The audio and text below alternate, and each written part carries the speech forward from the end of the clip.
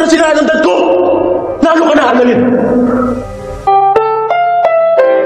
Ang susunod na programa ay rated PG. Ito ay nangangailangan ng patnubay at gabay ng magulang para sa mga batang manonood.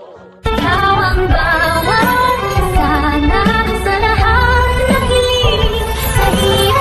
Napitinda ng mga criminal types, no? Si Dax, yung nanay mo, tapos si Doc Carlos. Matapos mapukpok ni Lyneth ng mahiwagang platito si Carlos, ay makakalabas na si Lyneth sa bagong bahay na binili ni Carlos. Pero duda naman ang lahat ng mga televiewers kung nakatakas na nga ba si Lyneth, dahil hindi ka panipaniwala na ginawa ni Direk na nakatakas na nga ito, na hindi pa ito lubusang pinapahirapan ni Carlos. Sa kabilang banda ay kakausapin ni Robert at ni Annalyn ang lahat ng mga tiga Eastridge patungkol sa mga pinaggagawa nitong si Carlos, at kung sakaling makita daw nila ang doktor na ito ay maaaring ipagbigay alam sa kanila. Bigla namang galit na susulpot itong si Harry Potter, Harry Benitez pala yung anak ni Dr. Carlos, dahil pinagkakaisahan daw ang kanyang daddy. Hindi kasi makapaniwala itong si Harry na kayang gumawa ng masama ang kanyang iniidolong ama, at matutuon at mabubunton ang galit nito sa batang doktora. Hay nako naman, mag-inang malas nga talaga itong si Annalyn at si Lyneth.